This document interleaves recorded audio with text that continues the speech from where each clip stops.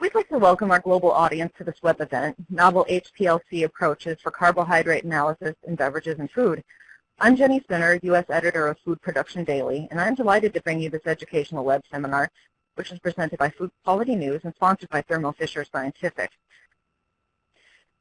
As you probably know, Thermo Fisher Scientific is the world leader in serving sciences with revenues of $17 billion U.S. and 50,000 employees in 50 countries. Its mission is to enable customers to make the world healthier, cleaner, and safer.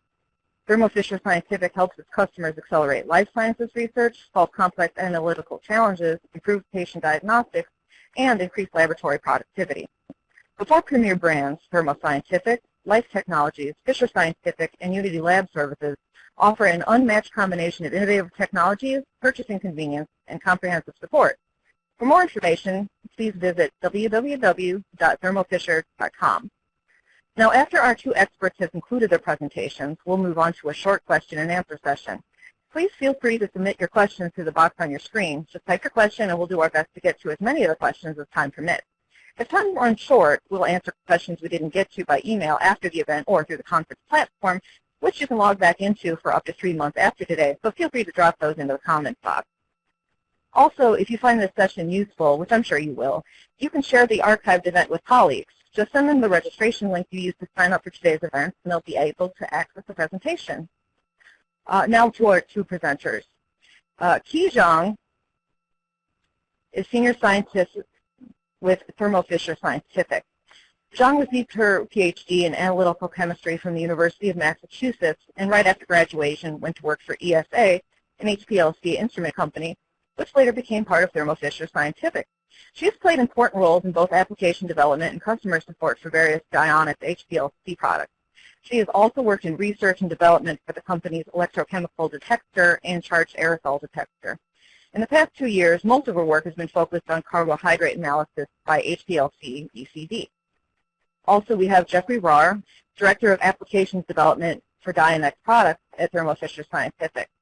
He directs the work of corporate applications laboratories in California and China, which develop HPLC, IC, HPA-EPAD, and other LC-based assays. He's written more than 60 peer-reviewed publications, is a member of several important expert panels, and he co-edited the 2012 book, Application of Ion Chromatography for Pharmaceutical and Biological Products. Dr. Rahr joined Dionex, now a part of Thermo Fisher Scientific, in 1989, and has held several high-profile positions. Before joining Thermo Fisher Scientific, he spent 2 years as a postdoctoral associate at North Carolina State University studying the mechanism of iron deposition into the protein ferritin. Jeff received his BS in chemistry from Franklin and Marshall College and his PhD in chemistry from the University of Delaware. Dr. Zhang, why don't you get started? Thank you, everyone, for attending today's webinar. As the title states, today I'll introduce two HPLC approaches for carbohydrate analysis. In introduction part, I'll briefly overview various chromatography techniques for carbohydrate analysis, then move on to detailed discussion of the HPLC pad and HPLC CAD approaches and their applications. Based on the number of monomer molecules, dietary carbohydrates can be classified into mono, di, oligo, and polysaccharides. Monosaccharides and disaccharides are often referred to as simple sugars. They are of most interest to those in the food and beverage industry. The application examples that will be discussed today are focused on the analysis of mono and disaccharides. Chromatographic methods are the most powerful analytical techniques for analysis of carbohydrates. They can provide both quantitative and qualitative information for the type and concentration of carbohydrates in food and beverage with a higher degree of precision and accuracy than traditional physical and chemical approaches. Chromatography analysis of carbohydrates present a number of challenges because these compounds are highly polar. They don't have a sufficient retention on popular reverse columns. Many have very similar structure, making them difficult to resolve. And since they don't have a chromophore, they are difficult to detect by UV without digitalisation. A variety of chromatography techniques have been used for carbohydrate analysis. Many of them require digitalization to improve chromatography resolution and detection sensitivity. Gas chromatography involves multiple digitalization steps to increase sample volatility and thermal stability. Capillary electrophoresis requires digitalization for UV detection. HPLC methods have been a more popular choice for carbohydrate analysis. After pre-column digitalization, carbohydrates can be separated on the reverse base column and detected by UV or fluorescence detector. EMP and ADEE has been two common UV digitalization reagents. Fluorescent anthranilic acid has been widely used as a sensitive tag for carbohydrates. HPLC with mass spectrometry offers the advantage of structure elucidation for unknown peaks.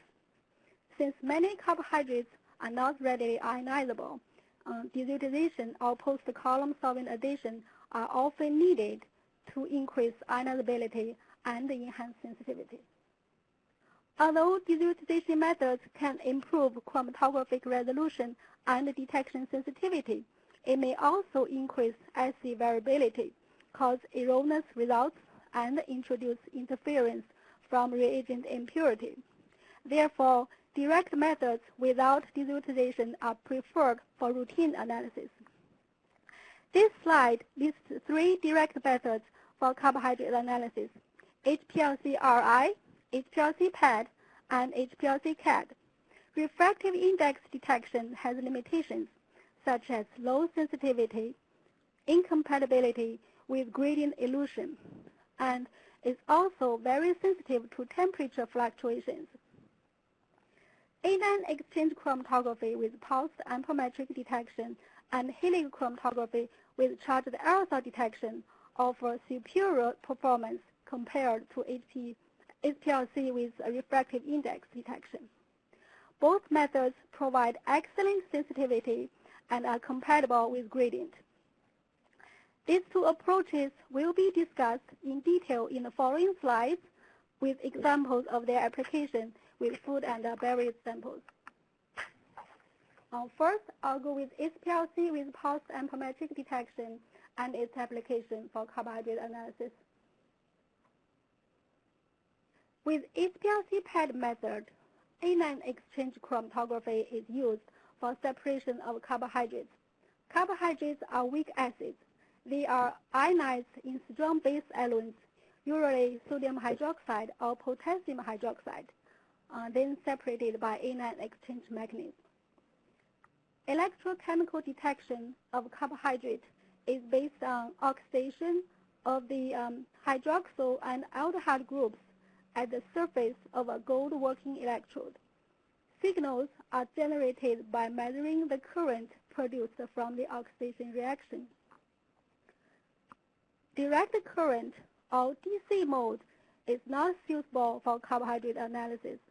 The reaction products bind irreversibly to the electrode, causing decrease of response in subsequent injections.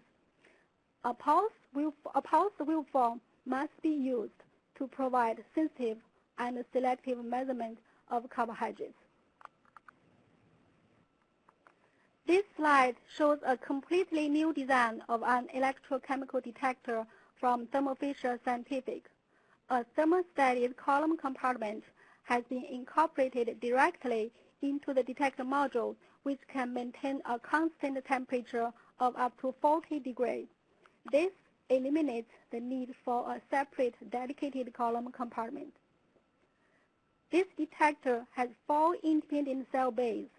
The electrochemical sensor can be placed in any bay for optimized fluidic connection. In DC mode, multiple sensors can be connected in series with simultaneous data acquisition from up to 4 channels. Here you can see the amperometric analytical sensor for carbohydrate analysis. This entirely new design has several important features. First, at the bottom of the image, the plug-and-play design provides cable-free connection to the detector. Second, A smart chip circuit is integrated into this new design. It allows automatic identification and configuration of the sensor. Also tracks sensor usage history. Next, with easily interchangeable working electrode, this sensor can use a gold electrode for carbohydrate analysis in pulse mode and switch to glassy carbon or boron doped diamond electrode for other applications in DC mode. Then, at top, the rotating pressure knob allows toll-free sealing by simply hand-tightening the knob to provide leak-free assembly. As we have mentioned previously, the DC mode detection does not work well for carbohydrate, since reaction product absorbs to the electrode surface. This diagram shows a 4-potential pulse waveform for sensitive and selective detection of carbohydrates. After carbohydrate detection and current measurement at potential E1, a strong reductive potential E2 and oxidative potential E3 are applied to clean the electrode surface. And then the electrode surface is re-established and conditioned at potential E4. Each pulse cycle lasts only around 530 milliseconds and repeats continuously throughout the chromatographic run. This slide shows a HPLC pad method for separation of 7 carbohydrates, which are among the most important ones in food and beverage. In the following slides, we will look at applications of this method for some soda, fruit juice, and syrup samples. A cola soda sample is simply diluted 1,000-fold in DI water. There are mainly 2 sugars in this cola soda sample, glucose and fructose. Here, in this slide, shows separation of carbohydrates from several fruit juice samples. Now one can see more sugars besides glucose and fructose. Sucrose, peak number 4, is a major sugar component in orange juice, while peak number 1 represents a very large amount of sorbitol, a sugar alcohol found in prune juice. Except for fruit juice with pulp, such as orange and prune juice, which require centrifuge and filtration to remove the solid, most juice samples can be simply diluted 1,000 or 10,000 times for direct injection using HPLC pad approach. Here you can see the differences in the carbohydrate composition of several syrup samples. From top to bottom are maple syrup, molasses, and agave nectar. Each sample has been diluted in DI water to a concentration of 100 micrograms per milliliter. The global prevalence of lactose intolerance has created a large market for lactose-free products and the need for simple and reliable method for determination of lactose in milk and other dairy products. Lactulose is not naturally found in raw milk. It is formed by isomerization of lactose during the heat treatment of milk. The level of lactulose in milk can be used as a valuable indicator to differentiate milk of different pasteurization and or sterilization process. This slide shows a simple HPLC pad method for determination of lactose and lactulose in milk. In the lactose-free milk, the bottom chromatogram A, lactose has been converted to galactose and glucose. Lactulose was not detected in any of these milk samples, which indicates that these milks did not undergo a high-temperature sterilization process. Pulsed amperometric detection offers a simple direct detection method, so there is no need to do pre- or post-column digitalization. PAD is much more sensitive than UV and refractive index and is comparable to fluorescence detection in sensitivity. Electrochemistry is a very selective and specific detection mode. Only analytes that can be oxidized or reduced at a set potential can be detected. many interferences from sample matrix become invisible to the detector, making sample preparation for many applications as simple as diluting with deionized water. HPLC pad is also compatible with both isocratic and gradient separations, so a variety of samples can be analyzed. A complete thermoscientific Dionex Ultimate 3 system was configured for carbohydrate analysis. This system has been specifically adapted for compatibility with strong-based eluents. Any titanium-based components in the fluidic system have been removed. In order to prevent the unfavorable formation of carbonate in the eluent, a pressurized solvent reservoir kit is installed to maintain a constant helium or nitrogen blanket.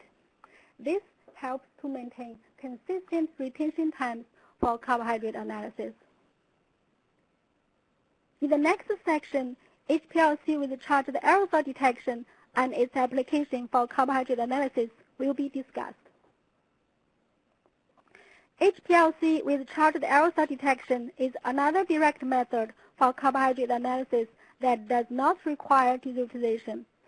Chromatography is utilized for separation of carbohydrates with CAD detection. The mobile phase used is usually a mixture of water and acetonitrile, and a non-volatile buffer such as ammonium acetate or ammonium formate can be used. Chromatography is good for separation of both polar and ionic compounds, such as carbohydrates, which don't exhibit sufficient retention on reverse phase columns. It is important to note that anion exchange chromatography, which is used with HPLC pad method, is not compatible with charged aerosol detector. Only non-volatile buffers can be used with the charged aerosol detector. Charged aerosol detection is independent of analyte chemical structure. Detection is based on the relative volatility of analytes to mobile phase. How a charged aerosol detector works will be explained in a later slide. Here we see the advantages of charged aerosol detection when using a thermoscientific coronaview detector. Universal detection and uniform response are the two most distinct characteristics of this charged aerosol detector. A charged aerosol detector provides the ability to measure virtually any non-volatile and many semi-volatile analytes. Besides carbohydrates, it has broad applicability to many food component analysis, such as lipids, peptides, proteins, and emulsifiers. Response with charged aerosol detector is independent of chemical structure. Response is consistent across a wide range of compound classes, which makes it an excellent choice for relative measurement, especially when standards are not available. For example, quantitative analysis of impurities and degradants. Here is a schematic representation of the internal pathways of a coronaview charged aerosol detector. The dynamics of how the detector works can be simplified into 4 steps: nebulization, evaporation, particle charging, and detection. On the left in the diagram is the focus jet concentric nebulizer. The liquid eluent from the LC column enters the detector through this nebulizer and converted into a fine aerosol by a concentric flow of nitrogen gas. Inside the spray chamber, the fine droplets are carried by gas flowing through the heated drying tube where solvents are evaporated, while any larger droplets are drained to waste. After evaporation, the resulting dry particles enter a mixing chamber. Here, a gas stream from the opposite end passes over a high-voltage corona charger where the gas molecules are positively charged. This highly charged gas mixes with the dry particles in the mixing chamber where the charge is transferred to the particle's surface. Next, these charged particles exit the mixing chamber, pass through an ion trap, where any high mobility particles and excess charged gas are removed. The remaining charged particle pass to a collector, where the charges are collected and measured. Now let's look at some HPLC CAD application examples. This separation shows carbohydrates in some fruit juice samples using an acyclical amide helix column. There is excellent resolution of all peaks within 6 minutes. The chromatogram F is standard mixture of 5 sugars, where peak number 5 is identified as an impurity from the blank. This slide shows simultaneous analysis of carbohydrates and salts in a spot beverages. An acclaimed Trinity P2 column was used in helix mode for separation. Note that the carbohydrates and the anion chloride ion, the cation sodium ion, are all separated and detected in a single run. It would be impossible to assay both components within the same analysis on any reverse phase ion exchange or helix column. The acclaimed Trinity P2, a mixed mode column, exhibits cation exchange, anion exchange, and helix retention mechanism in the same column. The ability of Trinity columns to separate organic compounds, cations, and anions simultaneously is a perfect match with the universal detection capabilities of the Coronaville charged aerosol detector. Glucose and fructose account for most of carbohydrates in honey. Disaccharides and oligosaccharides are minority, but their distribution is characteristic to the botanic and geographical origin of honey and can be used for identifying or synthesizing. So here is the HPLC CAD method for honey carbohydrate analysis applied for comparison of honey samples from 3 different botanical origins shown in red, blue, and green colors. The first 2 peaks are fructose and glucose. The rest are the minor di and oligosaccharides. There are clear differences in the patterns of the di and oligosaccharides distribution in each of these samples. Here is yet another method for determination of lactose in milk, this time using charged aerosol detection. Peak 1 is galactose and glucose in lactose-free milk, which are converted from hydrolysis of lactose. Peak 2 is lactose as found in regular milk products. Oligosaccharides in corn syrup. Corn syrup is made from cornstarch using an enzymatic process that breaks down starch to glucose, maltose, and higher saccharides consisting of variable numbers of glucose moieties. The viscosity and sweetness of the syrup depends on the extent of hydrolysis. This slide shows separation of carbohydrates in a 43DE corn syrup on an amino column based on the degree of glucose polymerization. The first peak is glucose, also known as dextrose, accounts for 19% dry weight of this corn syrup sample. Second peak is maltose, 14% of sample dry weight. Third peak, maltodextrose, 12% dry weight. The remaining oligosaccharides and polysaccharides accounts for 55% sample dry weight. Today, you have seen 2 straightforward HPLC-based approaches for direct analysis of carbohydrates. In conclusion, I would like to summarize each of these approaches. Both methods do not require sample digitalization. Pulsed amperometry is a highly sensitive and selective detection mode. anion exchange chromatography is used for carbohydrate separation with PET detection. Charged aerosol detector is a universal detector. It can be used for any non-volatile and many semi-volatile analytes. Heated chromatography is used for carbohydrate separation with caddy detection. Both electrochemical detection and charged aerosol detection are applicable to many other food component analysis as listed here. Thank you for all for taking time to attend this session. Now I'll turn the webinar over to our moderator to introduce the next speaker. Thank you, Dr. Zhang. That was fascinating stuff. Now I'd like to turn it over to Dr. Rohr, who's going to be talking about determining carbohydrates in food samples. Dr. Rohr, would you like to begin? Thank you.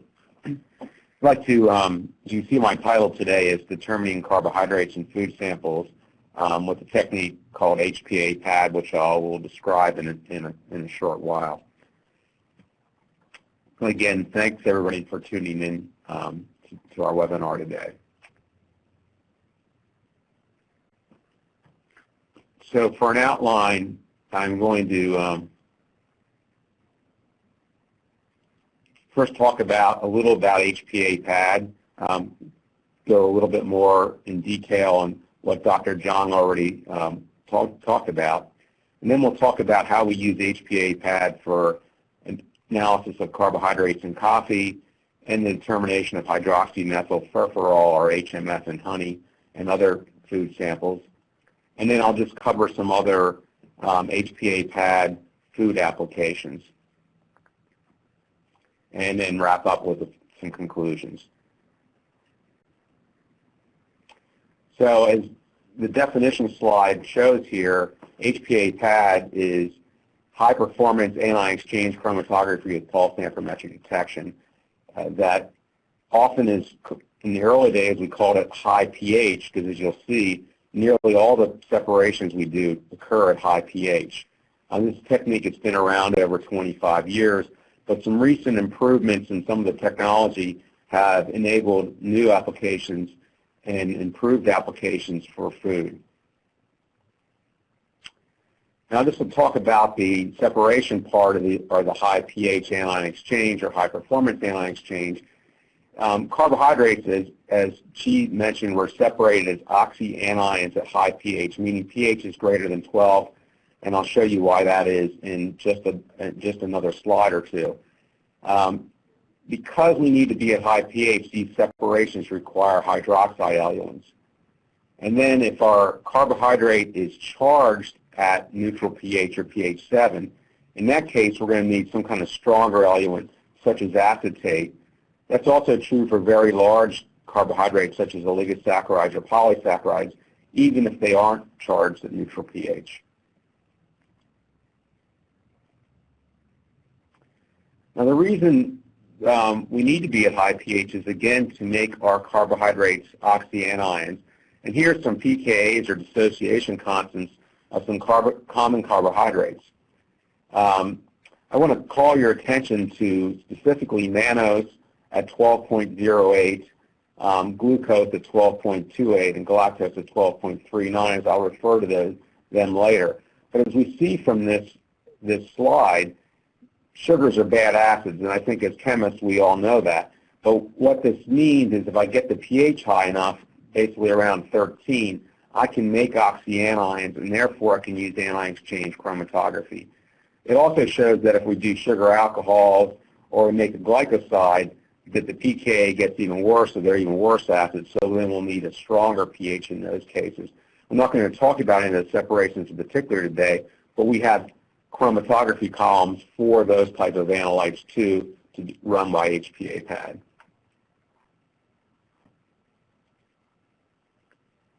So I talked about the separation, and then what Dr. Zhang has already talked about, pulse amperometric detection, or PAD.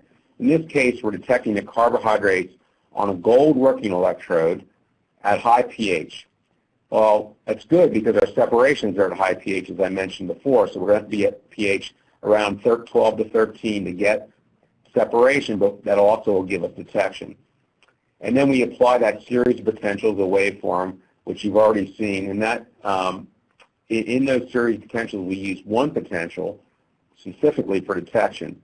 The waveform we're using is at a frequency of 2 cycles per second, or 2 hertz, And so that's a good time frame for liquid chromatography. So this is a waveform as you've seen before. This is a different diagram of that waveform. But in this portion here where it says integrate, that's the portion where we're actually detecting. The rest of the waveform is used for basically cleaning the electrode and restoring it for the next separation. But this all occurs automatically, and again, occurs twice a second.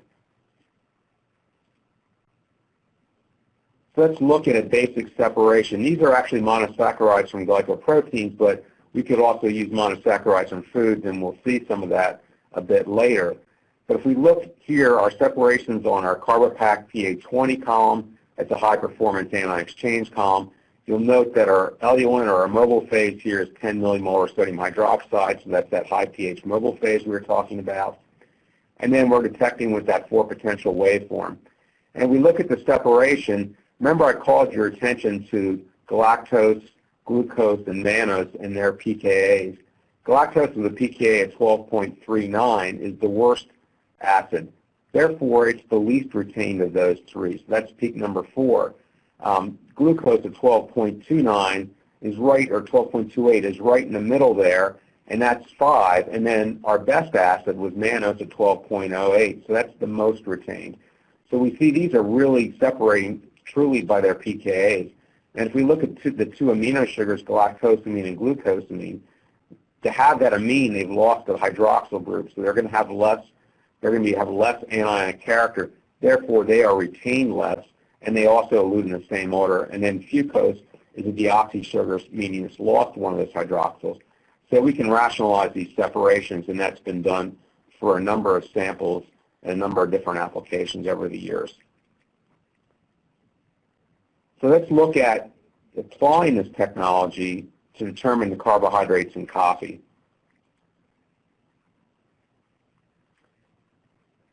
Coffee carbohydrates, simply, you can read the slide here, but simply they are what is important for the flavor of coffee. So a good carbohydrate content before we roast the coffee. Once we roast those carbohydrates turn into the compounds that make your coffee taste good, or if they're not enough there, perhaps bad.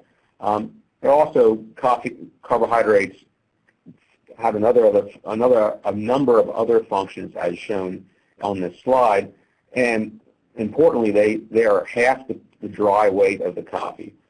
You can also use those as authenticitors, tracers for authenticity, of instant coffee. And there's a nice review there that if you're interested, listed at the bottom of the slide. Now, because of the importance of that, there is a AOAC method, an Association of Official Analytical Chemists method for carbohydrates in coffee. And that method uses the Carbopack PA1 column. That's our original Dionix column for carbohydrate analysis by HPA-PAD. And in this case, that method goes all the way back to 1995, as you can see in the number of 995.13. We're actually using water as an eluent, and then also sodium hydroxide to recondition the column, and I'll describe this in a bit. And because water is our eluent and we need to be at high pH for detection, we will then add sodium hydroxide post-column, feed that in before the detector cell so that we can detect our carbohydrates. So let's look at instrument schematic of how that would be set up here. So we see at the top left corner there we have water as our one eluent and 300 millimolar sodium hydroxide in our other eluent bottle. We're using a high-pressure, non-metallic pump. It's important that it's non-metallic because we don't want any metals to contaminate either our column or our detector cell from the sodium hydroxide mobile phase. We inject our sample. That goes into our Carbopack PA1 column set. As you recall, because we're eluting with water, we're going to need to be in high pH for detection, so we're adding that 300 millimolar sodium hydroxide post-column. We do our electrochemical detection, and then data management with our well-regarded Chromillion chromatography software. So this is from the actual official method. it mentions that carbohydrates are separated on a molecular anion exchange column, that's the Carbopac PA1, and then we're measured, and our carbohydrates are then measured by pulse amperometric detection. In that, there are methods for both free and total carbohydrates. I'm not going to go through that, but in total carbohydrates, we're basically hydrolyzing in hydrochloric acid and then cleaning up our sample prior to analysis. So we followed this method, and this is what it should look like. So here is the actual chromatogram from the method. As you'll see, there's 11 different sugars there. Some of these are internal standards, but there's 11 sugars that are separated. We can see that rhamnose and arabinose aren't totally baseline resolved. But the conditions are listed below, and you'll see for the first 50 minutes of this separation, we're using water, and then we use 300 millimolar hydroxide as both to wash the column and put it back in the hydroxide form so that we can ionize our carbohydrates on the column and separate them. And you'll see this is a pretty long method. It's actually very long. It's an 80-minute method. So when we set this up on the lab recently, this is our separation of 11. As you see, we're not actually fully resolving arabinose and rhamnose. And we're also not resolving sucrose and xylose. That's peak 7 and 8. So in the arabinose and rhamnose are peak 3 or 4. But this is actually well known in the method. If we look, this is straight from the AOAC method, and they mentioned they have recommendations if you can't resolve rhamnose and arabinose, just remove rhamnose from the standard. As you'll see, rhamnose is not present. It's not present in very high concentrations at all in coffee, so it's not that important of a sugar. They also talk about if you're having problems separating those other 3 sugars, glucose, sucrose, and xylose, that maybe you need to do a few injections. We looked at all this. We didn't find doing additional injections helped any, but we did work on some conditions to improve the separation. And I'm going to describe those conditions in the upcoming slides. So the first thing we did was simply lower the temperature from 25 degrees that the method is published at to 15 degrees. As you see by doing that, we now resolve all 11 sugars. Now, this also makes the method longer. I will say this wasn't really an option back in 1995 because the equipment at that time did not support lower temperatures, but it certainly does now, and this is one of the improvements we have. So to run this method, and if you want to resolve all 11, our first recommendation is to simply lower the temperature. And this just shows that this works well. The standard is on the bottom. We have free carbohydrates in both green and instant coffee. Green coffee is analyzed on the dock to determine its carbohydrate content, usually just by taste, actually. They just brew it up and taste it. And then we're also doing the total carbohydrates. That's where we do the HCl digestion. So we can see we can separate those sugars and determine them. Now, our second recommendation, this is for instant coffee, is basically instead of eluting with water at the beginning, something I learned a number of years ago, that we would elute with 10 millimolar hydroxide for 6 minutes and then keep everything else the same. In this case, you can see we're resolving arabinose and rhamnose. Now, we've also removed sucrose from this mix. We don't expect sucrose in instant coffee, so that shouldn't be there.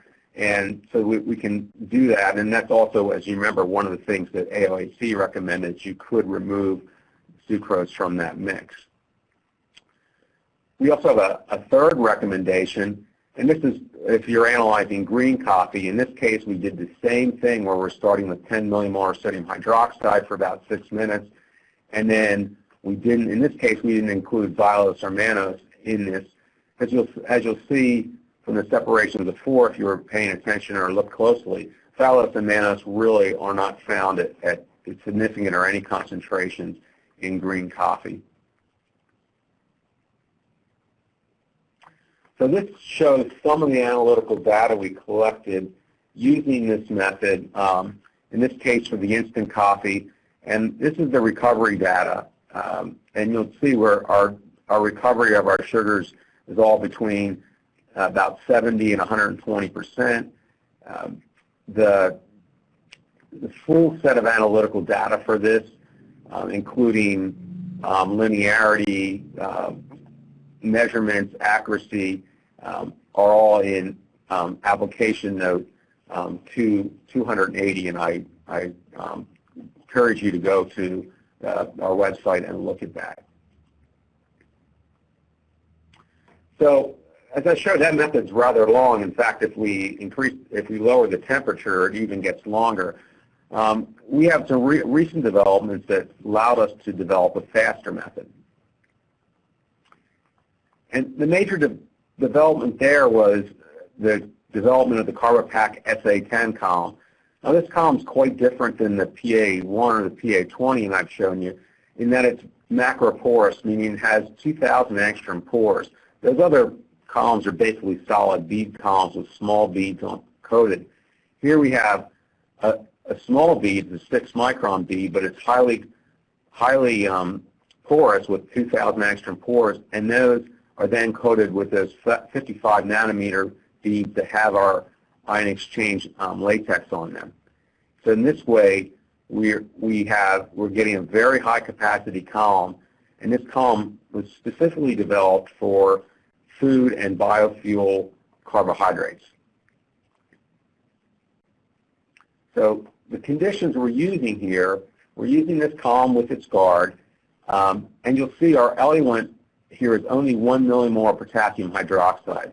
Now that'd be real difficult to make yourself reproducibly. In fact, we never recommend that. But we can do that by eluent generation, where a device that makes our eluent for us. We're using 1.5 mL a minute here. You'll notice our temperature is 45 degrees.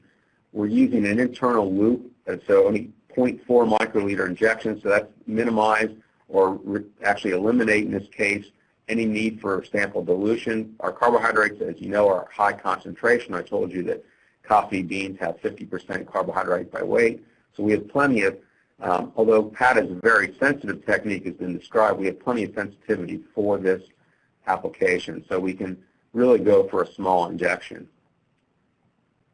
So looking at the system configuration for this analysis, here we're only supplying water to our pump, and then we're using this eluent generator to create our hydroxide eluent.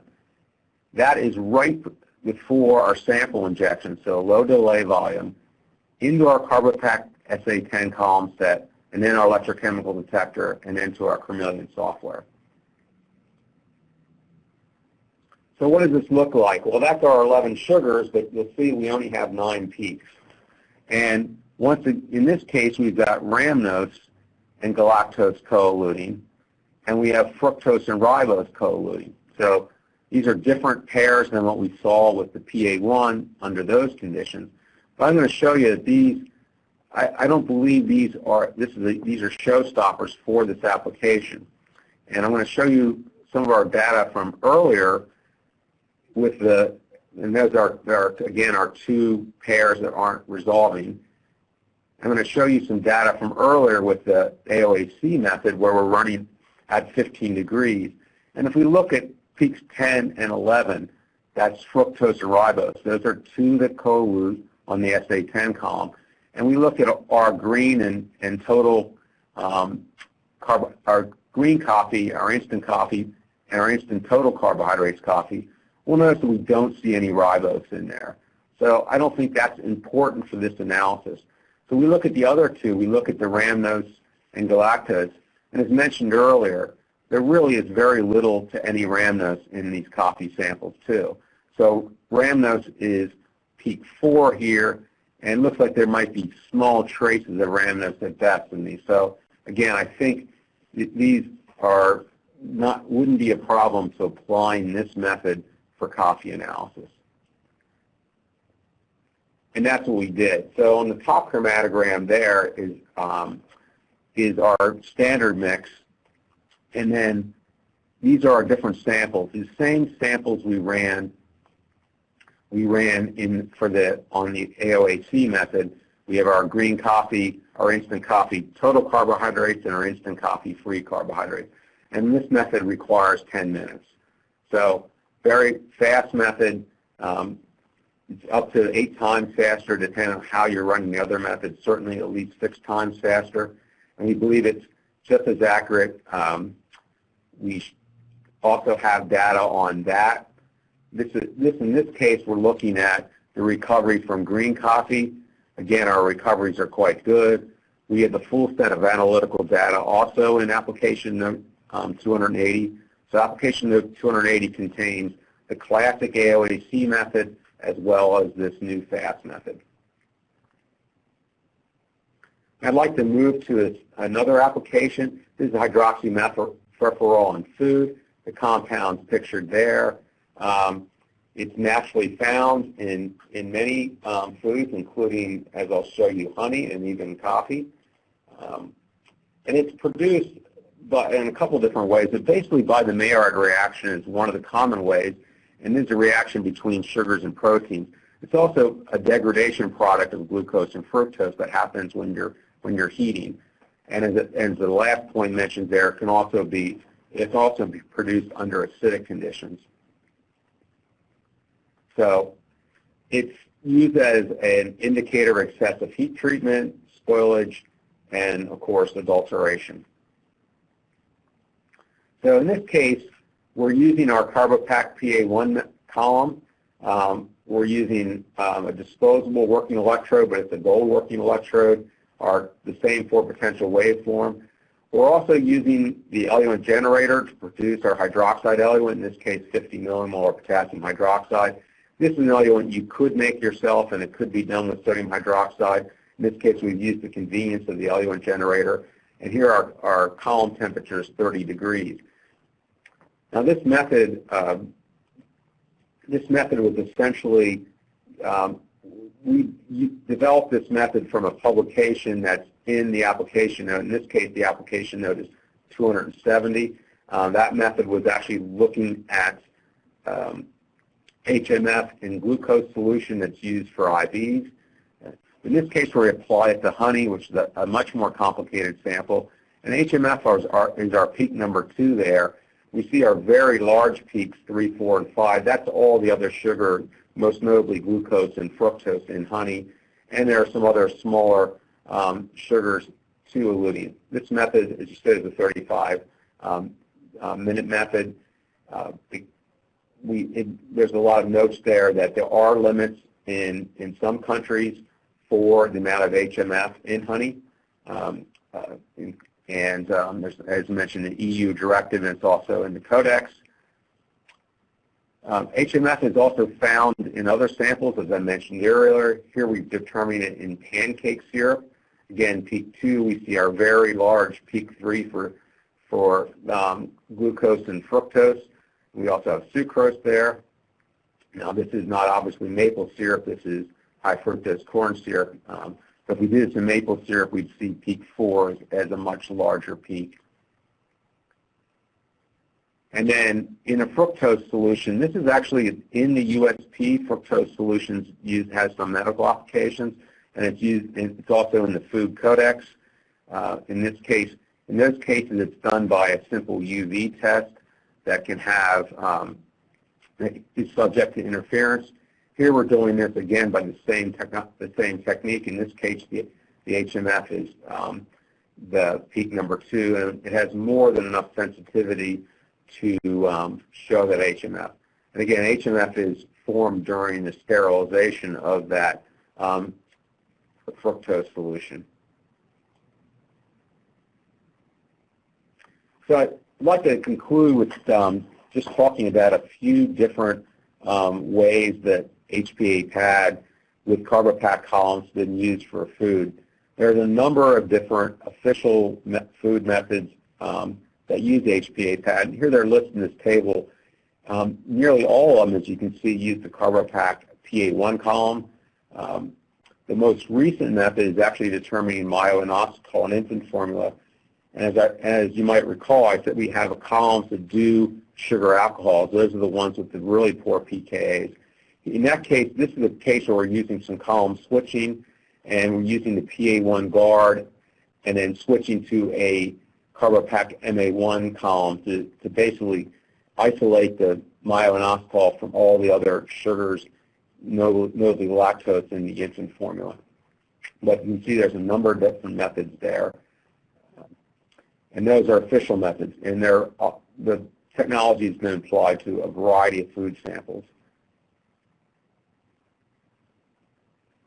Some of the other carbohydrate assays, numerous oligo and polysaccharides in many types of samples, including beer and honey. I'll show you an oligosaccharide, polysaccharide separation in the next slide. Phthalic acids, these are charged sugars in infant formula. Orange juice adulteration, unfortunately some people will adulterate orange juice with beet sugar to make a little bit more money. It's been used to show that. Sometimes beet sugar is very valued in Europe, and sometimes cane sugar is cheaper, so beet sugar can be adulterated with cane sugar. Cane sugar refining, when you refine sucrose, you don't want to create much glucose or fructose, and you don't want to create oligosaccharides. You can measure that with this technology. And sugar alcohol determinations, which I just referred to in the case of myo-inositol. Also, fermentation broth analysis, all the sugars used in fermentation, some that are used, and then sugars and sugar alcohols that are created can be measured, and so you can follow your fermentation progress. And this shows a separation of inulins, in this case chicory inulin. I'm just comparing two lots. This method is often used to profile oligous polysaccharides. You can see, I don't have it numbered here, but this measures out to about degree of polymerization somewhere around 50. So we can separate a number of those. We can do also polyglucose, polymannose, polygalactose, polyxylase. You get the idea. All these can be separated. In this case, we're using sodium acetate in the eluent. Everything I've shown you to this point has been using sodium hydroxide, but here, because these are larger, it requires a stronger eluent. So just to conclude today, if you're interested in the carbohydrate application, either the traditional AOAC application or the FAST application, I refer you to application note 280. If you're interested in the HMF or the hydroxymethylfurfural on honey and other sample applications, please see application note 270. And hopefully I've shown you in the last couple of slides, you can use the HPA pad for a wide variety of carbohydrates in many different food samples. And finally, echoing what Dr. Zhang said, HPA pad methods require no sample derivatization. That, of course, saves time, reduces waste, and reduces possible errors associated with sample derivatization. At this point, I'd like to thank you for your time, and we'd be more than happy, Dr. Zhang and I, to accept questions. Thank you, Jeff. That was great. We have time for a few questions. As I said before, any questions that we don't have time for, we will respond to via email or on the archive presentation, which is going to be available after we wrap up later today. Let's get to the first one. ELSD is also a nebulization-based HPLC detector. How does charged aerosol detector compare with ELSD? I'll answer that question. ELSD Go ahead.